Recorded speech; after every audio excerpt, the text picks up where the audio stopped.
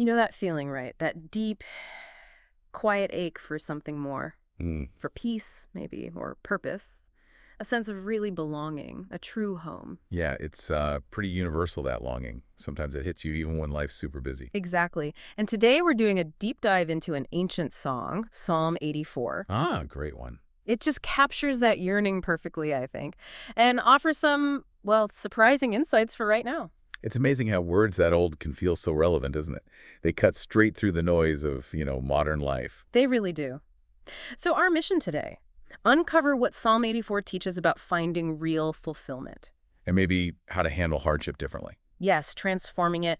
And most importantly, how these ancient ideas can actually strengthen our trust, our relationship with something bigger than us. Okay, let's get into it. It starts so intensely, doesn't it? This, physical longing for God's presence. Right. His tabernacles, those sacred dwelling places, he calls them amiable. Beloved, yeah. You hear it in the words, "My soul longeth, yea, even fainteth." For the courts of the Lord, my heart and my flesh crieth out for the living God. Wow. It's not just an idea, is it? It's a whole body thing, this desire for connection. And what really grounds it for me is that example of the birds. The sparrow and the swallow. Yeah, even these tiny, humble creatures find a safe home, build their nests right near God's altars. It paints such a picture, doesn't it? Sanctuary, belonging. Even for them. It makes you think if they find comfort there, well, what about us? And it says, "Those who dwell in thy house are continually praising." Not just a quick visit, but a constant state of, deep satisfaction. That continuous state, that's key. An inner peace beyond just circumstances. But what about when that feeling is distant or, life gets tough? Right. The psalm shifts then. He talks about people on a journey, a pilgrimage, Whose strength is in thee, it says. Their power comes from God. and their hearts are set on the path, on the ways toward him. It's about intention, even if the destination feels far off. And this is where it gets really relevant for anyone facing challenges now. The Valley of Baca.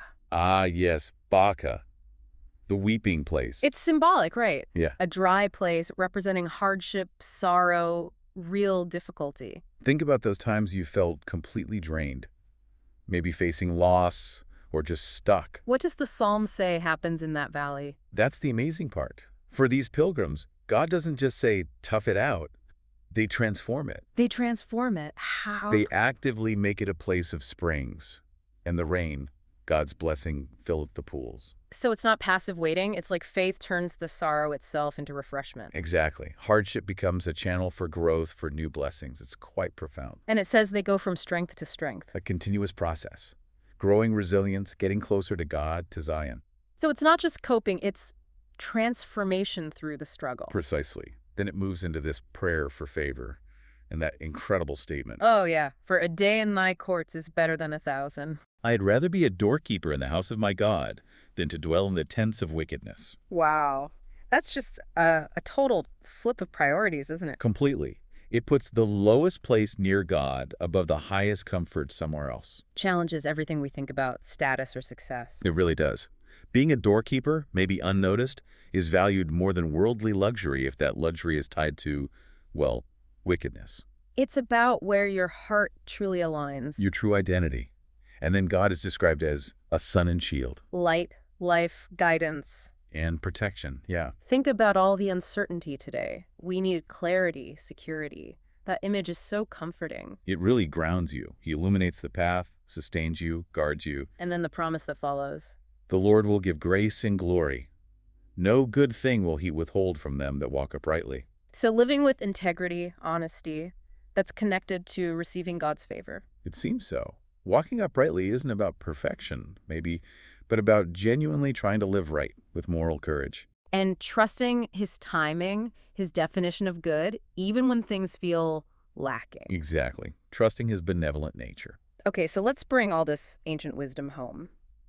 For us, navigating our modern lives, how does Psalm 84 actually help strengthen our trust, our connection with God right now? Well, first, I think it really pushes us to reorder our priorities. Away from just success and status. Yeah. Our culture pushes that so hard. Yeah. But the Psalm says true fulfillment, the highest joy, isn't in stuff, it's in seeking God's presence. So making that the main goal deepens the relationship. Naturally. Your trust grows when you rely on him for what truly matters. In those valleys of Baca, we all face loss, stress, grief. Instead of just seeing them as terrible roadblocks, maybe you view them as part of the journey toward God. Actively looking for those springs, even in the hardship. Right. Seeking him within it. That builds trust in his process, his way of bringing growth, even through pain. It teaches resilience. Resilience is transformation, not just bouncing back. That's a good way to put it. And that doorkeeper idea, Preferring humble service over status. it challenges our whole value system. Maybe faithfully serving, even quietly, has huge meaning. It frees you from needing everyone else's approval. I think so. It builds a relationship based on commitment, not performance. Finding joy in purpose, not prestige. And finally, that sun and shield comfort. Directly speaks to modern anxiety, doesn't it? When things feel uncertain, chaotic. There's a promise of guidance, light, protection. And that promise, no good thing will he withhold, even when life doesn't feel good in the moment. It invites this deeper trust in his timing, his care for us. Exactly. It's not about an easy life, but building real confidence in his goodness.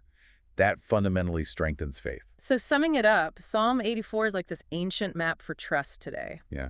It shows nearness to God as the ultimate blessing. That hardships can actually become sources of refreshment. And that real security comes from living uprightly, trusting him. These are such deep, timeless lessons. Really invites us to look beyond the surface. To align our hearts with something lasting. So, the question for all of us listening is this: how will you apply this information in your life to deepen your trust and connection with God?